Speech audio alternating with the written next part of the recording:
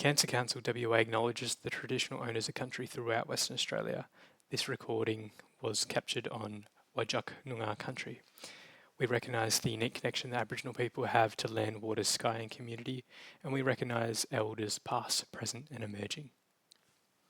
Thank you for joining me for another episode of Keeping Up with the Pace. On today's episode, I sit down and talk to Dr. Lisa Cuddeford, who is the palliative care specialist at Perth Children's Hospital, and Carrick Robinson, who is the CEO of Perth Children's Hospital Foundation. We are going to discuss paediatric palliative care in Western Australia, the services currently available for families, and the significance of the Sandcastles Project, WA's first paediatric hospice. Please welcome Lisa and Carrick. Thank you. So I'll start off with you, Lisa. How does paediatric palliative care differentiate from other palliative care services? Super pleased that you asked that question because there are some distinct differences. And for me, the main thing, and I think one of the main misconceptions around palliative care in children is that it's around end-of-life care, it's around death. And actually, palliative care for children is around improving the quality of life from the time of diagnosis of a life-limiting condition. And so that may be across many years for some children and families. It may be much shorter for others. It may be months. And sadly, for some, it's very short periods of time, days or short weeks. But the main thing that we are trying to do is to help children live well. We don't shy away from the fact that we're a service that does care for children who will die. So we want to ensure that they die with dignity, and that we want to ensure that their families are supported throughout that whole journey and into bereavement. And there's some of the real key differences for us would be around siblings, family unit, being involved in the care. It would be around the fact that one of the beautiful things around children is that developmentally they change. And they both grow physically, which brings changes to how we might manage medications, etc. But their emotional, their cognitive development all change as well, and their ability to access the world around them and what gives them joy and fun changes. So paediatric palliative care has to be super responsive to all of that. So I think that for me, the main things are the developing child. It's really around getting... I'm conscious of how important it is for us not to be death denying, and it's important for us to care for children entering an end-of-life phase and in their death. But the real thrust of what we want to do is to help children and their families live well for as long as possible. So if we're looking across the landscape, what existing services are there? So the children that we care for in a paediatric setting, so I think, I mentioned a little bit earlier, life-limited, children that have life-limiting conditions. There's a number of different conditions that they may have. So they might have something that is life-threatening, and some may survive, but some children may not. And they're the sort of the cancers or the organ failures, hearts, kidneys, etc. Then there's a group of children that have progressive conditions that are often neurological, and they progress over time. And then there's a group of children that have conditions that are from a static problem, so a cerebral palsy, but the nature of it is severe. So over time, they have problems with their chest and their gut, and they move into a life-limited phase because their baseline condition in itself is not progressing, but they're suffering from other things that cause problems. So those children are continually cared for by tertiary specialists if they're in the regions that might be in their local hospitals, primary care physicians, they might be looked after by school nurses, they're in an educational environment. So there are multiple players in their care. And what we tend to do is to come alongside that management. So to see where, like I've sometimes described it to parents when they ask, what will you do? And I say, imagine a jar of pebbles, and we are the sand that gets poured in and it comes through. We look different to every child and family. But what we do is we look at the care that you've got, we look at the symptoms that your child might have, we look at the family unit that you are, what matters to you from a kind of meaning of life perspective. And we say, how can we support you? How can we help you? So it looks a little bit different. So we come in parallel to these other expert teams and the expert in the care of that child and work with them. And then the other thing that I sort of try to picture, and I'm sorry to be waving my hands around, but is that what I often describe is that when children are first referred to us, their specialist team or their team in their local hospital are maybe the key players, and we're here sort of just along in the background. And when there's an acute illness for that child, our care might go up because there's a lot of worry about what might happen. And then if that child pulls through and our care doesn't disappear, but the intensity of that support may reduce. And then as we move into an end of life phase, what tends to happen is we become those experts in the symptoms, we become the experts in helping families adjust to what's happening and the support that they need, and our care rises and the other teams are still there. They're not forgotten, they're not left out, families are not abandoned, but who is delivering the majority of care may shift and change. And so that's a very long-winded answer, I'm so sorry, to your question. I think that was a very beautiful visual you created with the pebbles and the sand running through it to describe the intersect between palliative and other services. That was really, really great. So I suppose following on from that, Lisa, why is there a need outside of the hospital for a Sandcastles? What isn't being provided? Well, what could be provided better, and what will this project provide to those children? And really thank you for saying what could be provided better, because I think that is around what health services are trying to do, and how we work in partnership with the foundation is to say, we have a suite of services. How could we provide this differently that is really child and family centred? So at the moment, we have a small specialist palliative care team for children that is based at the Children's Hospital. That's really a consultative model of care. So we offer advice to the teams, we offer advice to families, we deliver care within a hospital setting, and we support teams to deliver care at home. So we work very closely with community palliative care specialists.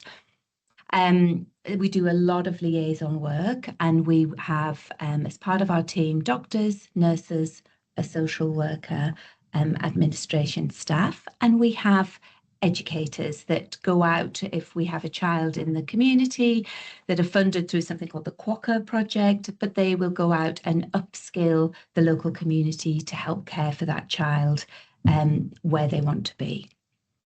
What families don't have at the minute in particular is a range of choices for where their care at end of life is delivered. They can currently choose hospital or home, and the hospice will offer an alternative. But for me, more than that, and again, it goes back to, I'm like banging my drum of this is about quality of living, is the ability for children to have and families to have space to feel part of a community, so to be understood and for people to understand the journey that they're going on, to have an opportunity for rest, relaxation and recuperation in a space where they feel safe and cared for siblings to have an opportunity with through the Sandcastles Project and through the work through CARS and our model of care, we are going to be able to have sibling workers. We'll have a big stream of family support, and that's going to have a big impact, I hope, on our children and families. And so the hospice itself is going to be this place, I hope, of joy, connection, and that the teams around the child are going to be able to think, actually, there is something tangible that we can offer this family that will make a difference. Beautiful. And Carrick, how was it decided that we would build the 4th dedicated children's hospice and the first in WA? How did that? So, Tim, it actually, this will sound strange, but it actually came from, I was inspired by a radio interview, actually, in the very beginning. I was listening to it was during the voluntary assisted dying debate, which was, all over the media, and there was a lot of public interest, and it was a very sensitive topic, and a caller to a radio show rang up who was actually a mother of a child with a life-limiting condition. And she's very sensitively pointed out that at the time, the missing ingredient in the debate was, well, what about children with life-limiting conditions? How can, to Lisa's point, how can the service be service added value provided to families like hers?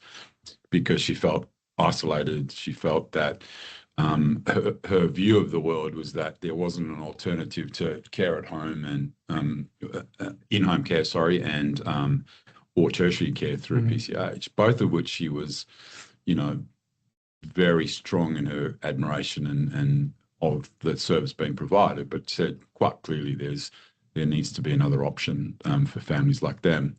And that sparked an interest in us, which sounded a little bit strange, which was I thought there was a hospice for children in Western Australia at the time, because you used to hear the word hospice a lot in healthcare, and we did our own research. We spoke to some people at the hospital, and we found out there wasn't, but there were 3 others in Australia at the time, and we decided to make a trip to Sydney to have a look at one of the older ones, which is Bear Cottage in Manly, and it didn't take very long, Tim, for us to decide that we would do everything in our power to make sure something like that was being built in Western Australia. Did you ever get a chance to reach out to that caller, or did they ever? We did, actually, and when we came back from Bear Cottage, we had to do a couple of things. One was to engage with the government very quickly to say, to keep momentum in this project, we needed them to come on board almost instantaneously, or else it was going to, it was, the danger was it would just, the momentum would die, and we would be talking about it for another 3 years rather than actioning it. And as soon as we spoke to the government and had their tick of approval and their willingness to partner with us in doing a project of this type, I reached out to that lady through the radio station, and it was a pretty emotional phone call. It's wonderful. Yeah, it was. It was one of those moments in your career where you'll never forget. Yeah, absolutely.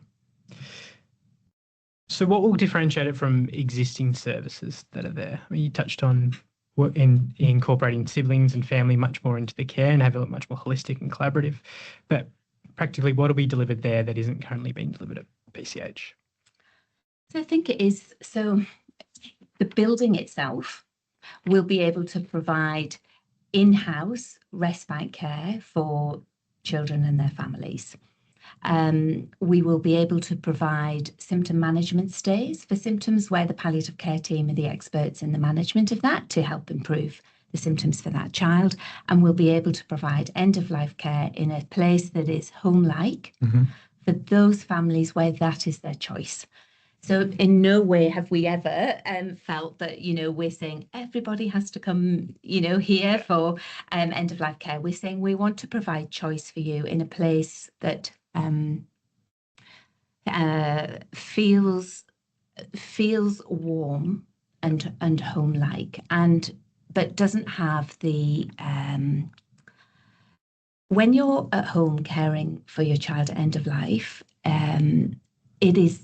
it's hard all of the time, but it's really hard. And not only are you a loving parent and potentially a parent of other children as well, you are also nurse, doctor, pharmacist, cleaner, washer, cooker. You're all of those things. And what we want to be able to say to parents is, come, know that your child is cared for in a home-like environment that hopefully you might be familiar with because you may have used the hospice before, and be the parent that you want to be. Just be mum or dad or grandma, and be able to know that the siblings are being supported by a team of staff that really understand what they may be going through and know how to support them. So that building is going to provide a level of care that everybody tries to do within the hospital and everybody tries to do within the home, but actually they are two different places. So it's a different place of care. And what the Hospice project, if you like, has enabled us to do is to then expand the services that we offer. So our ability to provide hydrotherapy for our patients, because there's an amazing hydrotherapy room.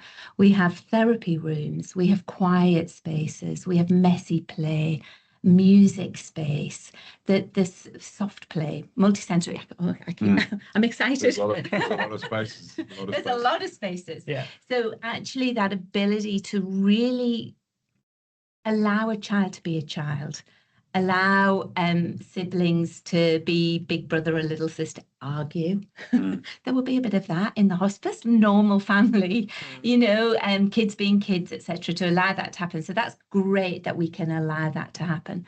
And we can also care for a child after they die and continue to care for the family after they die, again, in a space that feels comfortable. If I could add, I think from a building perspective, Lisa, it's fair to say we did, in partnership with the hospital, an enormous amount of research on, what currently is provided in Australia in children's hospices and then around the world, particularly the UK, Ireland. Yeah. And a very pointed but smart question was asked of all the people we would talk to, which was, if you were starting from scratch, what would be your ideal model of a children's hospice in terms of a building? So we learnt an enormous amount about, from the very basic stuff like, storage should all be contained in the basement so you don't get in the way of, the home-like environment upstairs, and you allow that to flourish in its own way without having to worry about, big things getting in the way, for instance, which sounds very basic, but when you consider the design implications that has, those were very important guides that we got from people that have, been running hospices for years. I mean, I think there's 68 odd hospices in the UK alone. So there's a lot of experience in the world that we tapped into from a building design perspective. The other one was, how can we bring natural settings into the hospice, because we recognise, the importance of bushland, sunlight, the sky, clouds, and how they have how that natural feeling, contributes to, people's mental health and well-being, including the children themselves. Yeah. So Sandcastles has got two very large internal courtyards that are exposed to the elements, and all the natural light comes in, where you can sit in and have some quiet time and, engage with nature. Outside of all of the guest rooms is a deck that overlooks bushland. At the top of at the top story, there's an outlook onto the ocean, where you can sit and have a quiet cup of tea with your wife, or you can have a function out there with a lot of people. And all of that was designed very carefully and specifically to enhance the experience, because we recognise that the building on its own is not going to deliver the experience, but as much as we can make it deliver the experience before we actively, do the kind of things that Lisa talks about with family supports and, sibling support and, those kind of things. It was a journey of epic proportions, I can assure you, but it was carefully done to benchmark what we think, and we'll say this very proudly, that Western Australia will have the best facility ever built.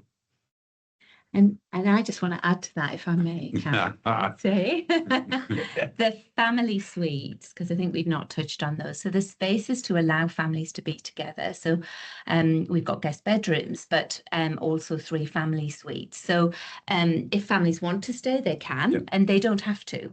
But if they would like to stay while their child is in the building, they can.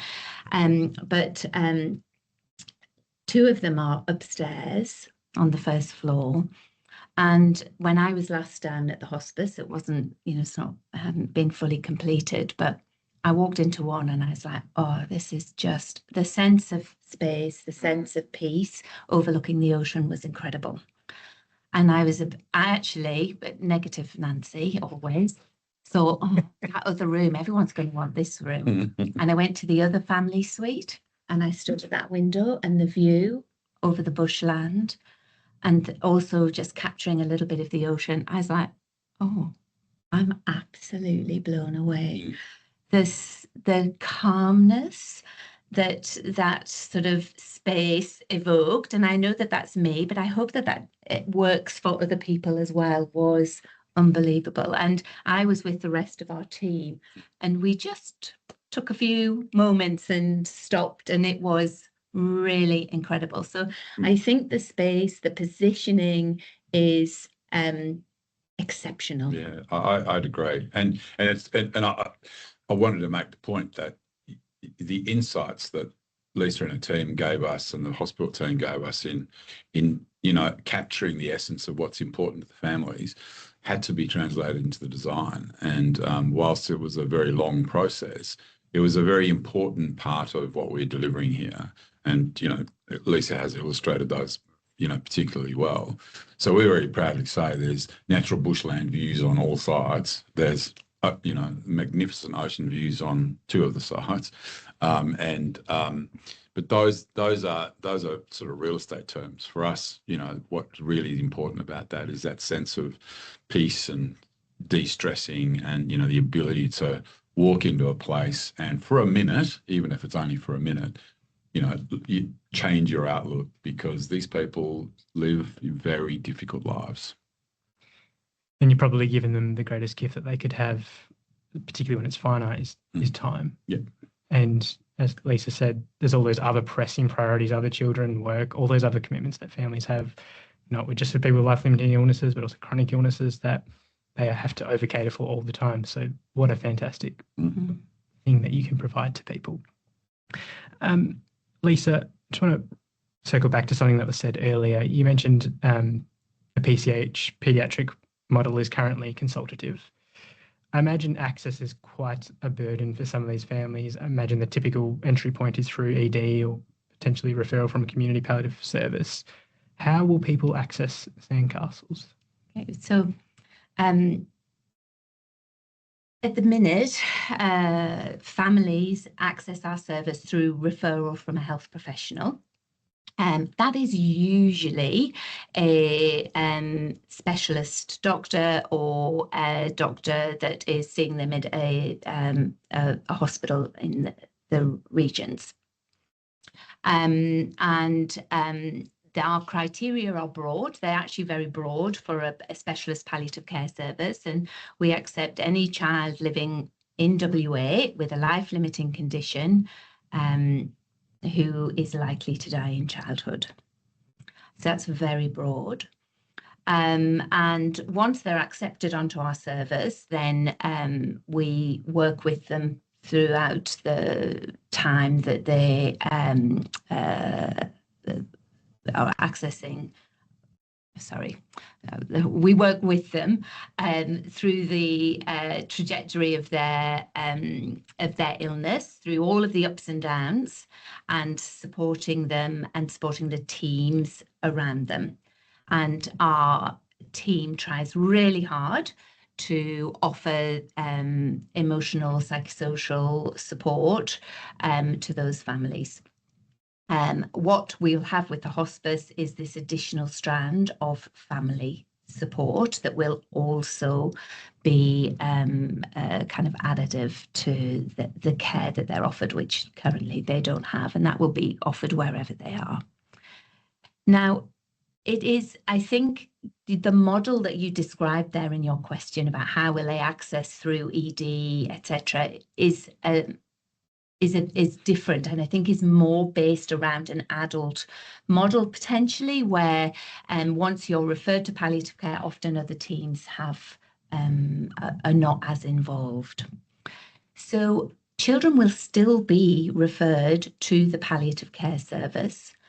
Their Referral we will be assessing, do they meet the criteria? So like a child with a life-limiting condition and likely to die in childhood. And then as part of the suite of services that are offered, we will be talking about the hospice as one of the things that is on offer. But all families will be able to access the family support team, and families will be able to access the specialist team should they need it, because the specialist team is overarching all of the whole service. So a referral to Sandcastles is part and parcel of being referred to the palliative care service. What we know, so my background when I worked in the UK was part of a hospice service. So I worked in a hospice called Acorns Children's Hospice in the West Midlands in the UK. What I know is that families often felt frightened by the word. And I think one of the key things that we really need to do is to, again, emphasize, I'm going back, my age-old story. This is about quality of living. How can we help you and improve things for you? So I think it's really, there's a lot of trust building. So I think all families will have a family support worker.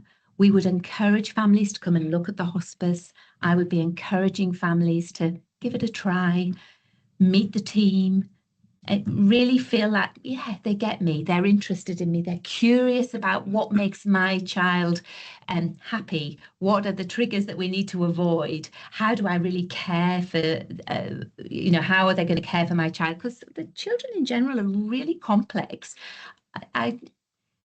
They're often being managed at home through what I would call high dependency units. They're really complex children with lots of equipment, lots of needs, lots of medicines. So it takes families time to trust. So the referral to Sandcastles is actually through the service, and so hopefully the work with the family support team, maybe just dipping your toe in the water, coming and having a look, supported by someone you know, having your first stay in the hospice with the rest of your family would be the way that we would see it working.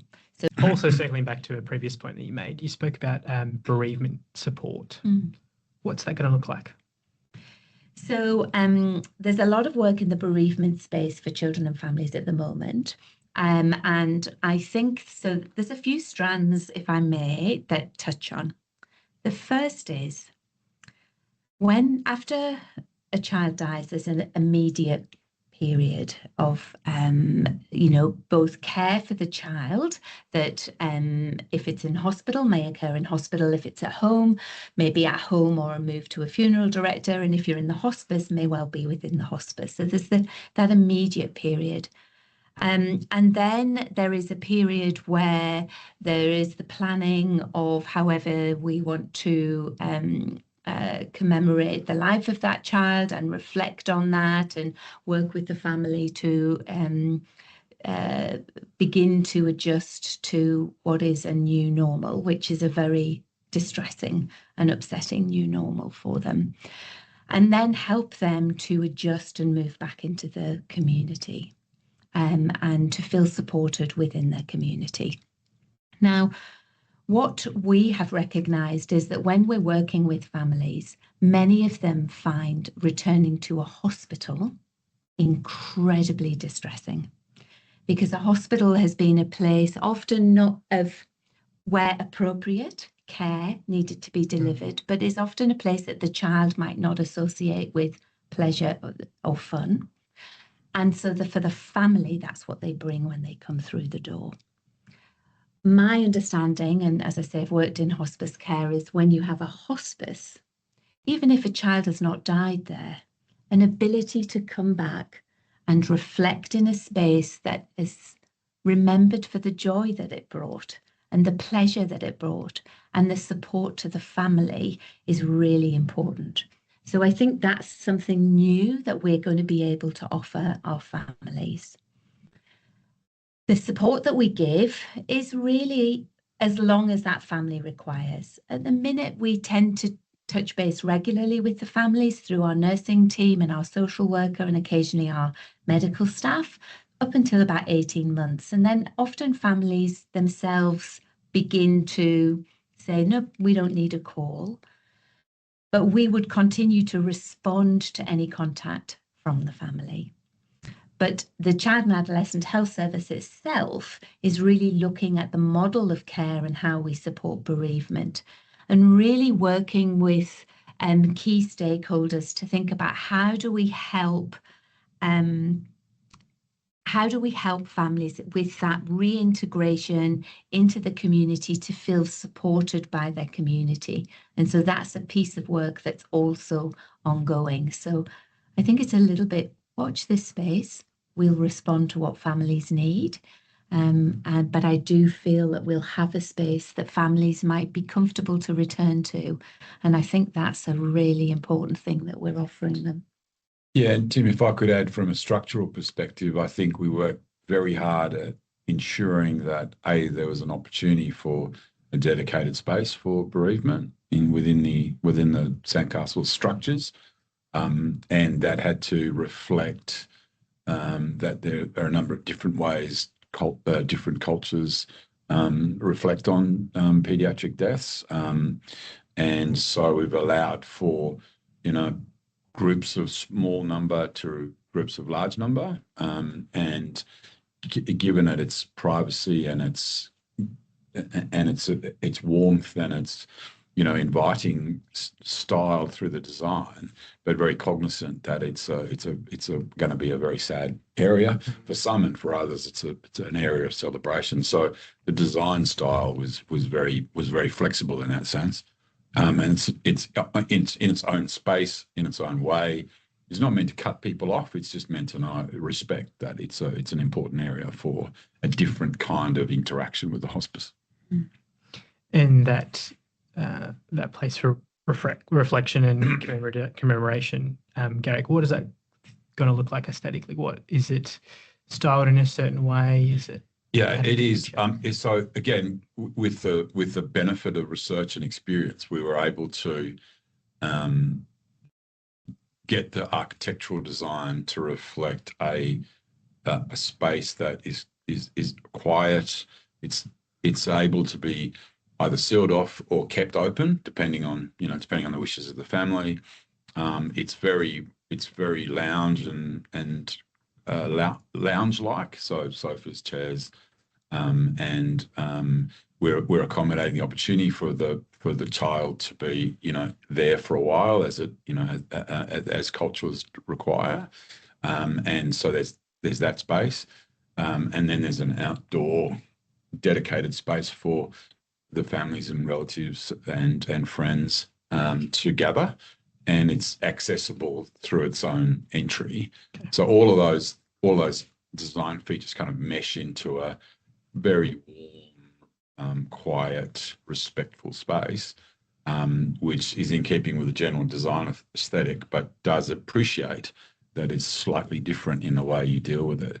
We don't want people to feel shunned and that's your corner, but we want them to feel safe, that they can reflect and grieve in their own ways. And what an important design to incorporate there, Carrick. I mean, I'm sure Lisa and I, both clinicians, and I'm sure we've seen cases in which there's public mourning, but it's probably not the most appropriate place for both them, but also other people around them. So it's great that this will provide them that security and that sanctity if they do require it. And it's such a sensitive topic, Tim, and Lisa knows this only too well, and I'm sure you do too, that allowing the families to dictate how they want it to occur is really important. Mm. Now, Carrick, I want to ask about beds. Yes. How many beds will it have, and how will people in regional remote areas access it? Sure. So I'll take the first part. So there's seven guest bedrooms, which in each bedroom there is the child's bed, and then there's what's called a Murphy bed, which is a pull-down bed for a parent, a full-size bed for a parent. It's got an ensuite, and within the facilities of the room, not that you'd know it, there's all the clinical requirements. So, gases, and all those things that, a compromised child in this state would need to have close by. We designed typically to look as though it's a typical bedroom you'd find in a house down south. We've worked very hard at bespoking it as much as we can each room, each of the 7 rooms. So they'll have their own colour scheme and they'll have their own dedicated little theme. So an example, rather than call it room 1, it'll be the whale room, and there'll be beautiful photos of breaching whales off Swanbourne Beach, which happens frequently. There'll be mechanical hoists that kids can be brought out of their beds and then into the bedrooms or into the bathroom, or to be dressed or clinically cared for. So from our perspective, 7 doesn't sound like a lot, but it's the same number of guest bedrooms as you find in Sydney, Melbourne, Brisbane, and it's typical to hospices around the world.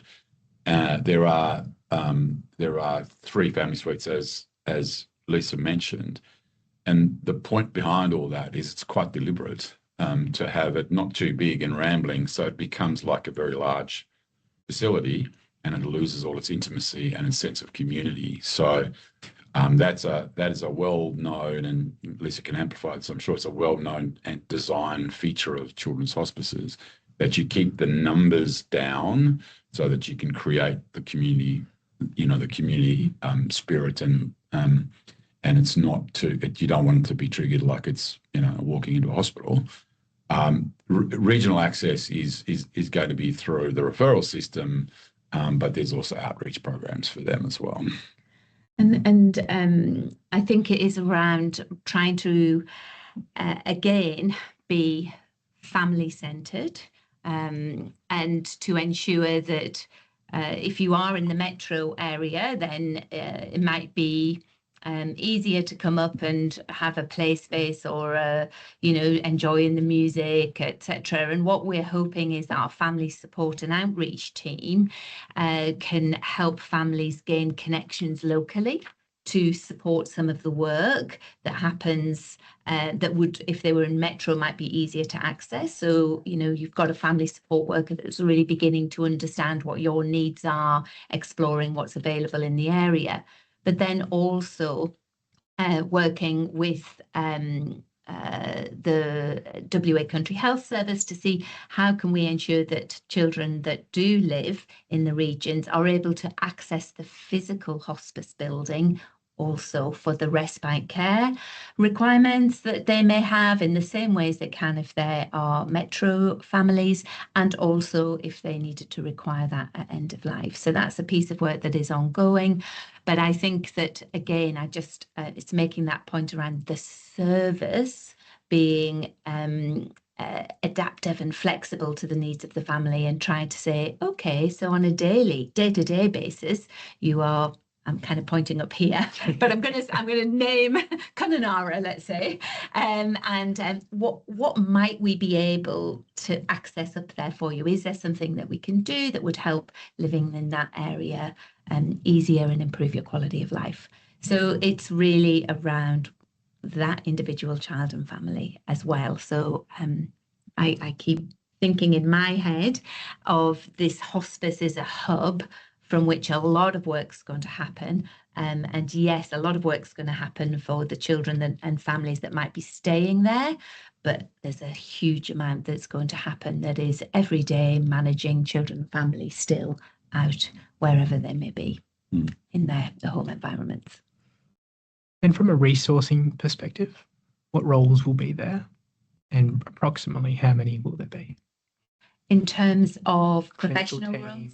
Yeah. Support. Okay, so we are having there's obviously on the ground nursing team. It's led by our clinical nurse manager, who has a background in hospice care. So both she, Sue, and myself come from backgrounds in hospice care different hospices, but that's really good bringing that experience in. Allied health staff in the form of physios and OTs that will be able to help us with the hydrotherapy sessions, hands-on clinical care, but also helping with the play activities, etc., that will be going on within the hospice. There's all of the staff that are as important around things like, meals, cleaning, etc. I would need to emphasize the amazing volunteers that we envisage working with us who are already being recruited. We will have in the stream of the family support team, we've got a coordinator of those services and also family support workers who are the teams that will be primary contact for families, whether they're metro or regional. And I mustn't forget the specialist team that I've mentioned. So our specialist nursing team that are based up at PCH, and then the medical team and nurse practitioner who will be covering across all of the services to offer that symptom management care and advice and support ongoing where children or their families choose to be at home or in hospital. That team will still be there to provide that advice and support. And I'm bound to have forgotten someone, so I apologise to any key member of staff who I have not mentioned, but Lisa appreciates you all. Well, yes, I do. There's a small contingent from our side in this partnership. It's clinical versus non-clinical, I guess, in a sense of demarcation, if you like. So we'll be providing a support services manager, essentially, whose job it really is to ensure that the experiences that we're providing the families are delivered in a way that brings great joy and, derives great memories for them. So that might be, a Halloween party. It might be a birthday celebration. It might be we get a chef to come in and, do a Friday night fish and chips their way with, some accompanying notes on how this is done and invite the families to take part. All of those experiences we want to ensure are provided at no cost. In addition, there's excursions for siblings to go to, things like go down the beach and have a swim and, be careful while they're doing that, right up to, dads going for fishing trips at Grotto, so that we're building these memories and moments that, they can do together as families because of their ongoing isolation when they're not in the hospice or when they're at home. Opportunities to do that for grandparents as well, who Lisa would attest to feel very isolated, as you can imagine, and also facilitate the local community to interact with the hospice families. So come in and let's have a meet and greet and a celebration. We know our neighbours at the SAS are very keen to be good neighbours and want to come and give the kids a moment of celebration and joy that they probably wouldn't ordinarily get. So, but there's 200 SAS families literally 500 metres away from the hospice. So for them, it's for us, it's a great way of engaging the community, the local community. So all of that is going to be coordinated and managed by our support services manager. And then we'll have some admin roles as well. But very much the bulk of the staff is as Lisa described. And I think it's really important to say, we've touched on it a couple of times where we've talked about culturally appropriate care, and it's really important, to stress that we will be working very closely with Aboriginal Health Liaison officers who will be potentially based up at PCH, but will have a remit for care down at the hospice. And I knew there was someone else that I'd forgotten, and that was, of course, our youth worker. Well done. But Carrick, just really, one of the things I wanted to just touch on when you were talking about community was that thought around the children at Swanbourne Primary. Yes. And just that, that they've been engaged in this process throughout. And you know, we've talked about the community within the hospice around trying to not have too many guest bedrooms, so that there's that sense of community, but people can interact and it doesn't feel too overwhelming. But actually, it's really important that it's like the hospice is nestled in Swanbourne. It's nestled in bushland. It feels like nest-like. Yeah. And that sense of being part of a warm community, I think, is really important. So it's not just the community within, but it's that feeling of being surrounded. And again, I think the Bridge Club have been very warm and welcoming. And there are, you mentioned the SAS. I just feel that it's, I hope that our families know that they are welcomed and that they are respected for what they do, and that when they're out taking their child down to the beach, people are saying hi, and I just think that is going to happen. It's that feeling part of a community is so important, and I really hope that this is something that we can provide for them. Absolutely, I couldn't agree more. And I think we've got a lot of anecdotal evidence that there's a lot of people in the local community and our stakeholders and neighbours that Lisa described who really want to make them feel welcome and be a part of their own community, knowing that, you know, compared to most, their life is very, very difficult. And whatever they can do to ease that difficulty, I think, is very much on their minds. We had lots of lovely evidence from Sydney and Melbourne and Brisbane where the local community find all sorts of ingenious ways to engage, be it as simple as, we've made all these cupcakes because we heard it was the clinical nurse manager's birthday, right through to, you know, 5 dads turning up one Saturday morning and saying, "We put us to work. What do you want us to do?" And, you know, things like that become, you know, very much a part of the community spirit that can welcome them in, as Lisa said, but also give them a sense that this isolation they feel so readily is no longer. And if that's a joyful experience and it's a memory that they can always take back, we hope they'll come back as many times as they can. And because it's a facility that we want to be, you know, constantly at 100% capacity. Beautifully said. And it sounds like community is obviously central to what you're doing. And if I just think of a bereaved family, you're creating a support network around them in the environment, and both the other people and like the SAS and the other communities that are willing to participate and contribute, it certainly makes them feel less isolated, or certainly could make them feel less isolated. So it's so different to, I guess, other tertiary settings where it is not that personable at times. Carrick, what's got you most excited?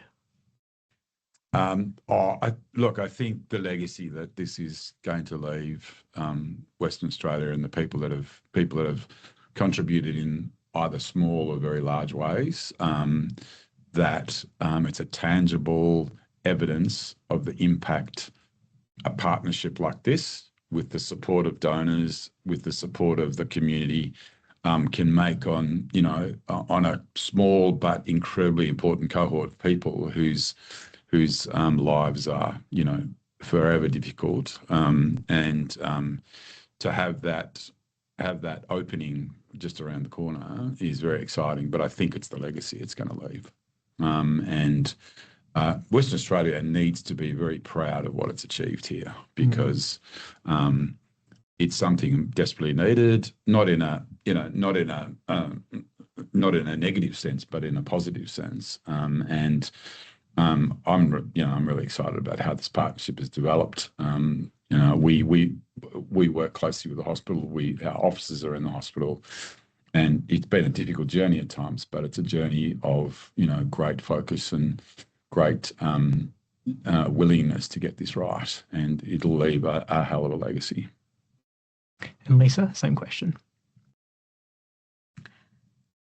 I've been privileged enough to see what a hospice building can provide. Sorry. And so I know that it is going to make a huge difference to our children and families. And I am grateful that we've had this opportunity to create a building from which we can expand services. So for me, my excitement is this is a tremendous expansion in services that is beautifully complemented by this amazing building. But even if kids are not accessing the building at the time, the support that we can provide will be so much greater and hopefully more holistic and, amazing for them. So I am genuinely, like, I go down, I sometimes text, I go down and have a look and I'll send a text. Saw it today, was looking great. Like, it's just amazing.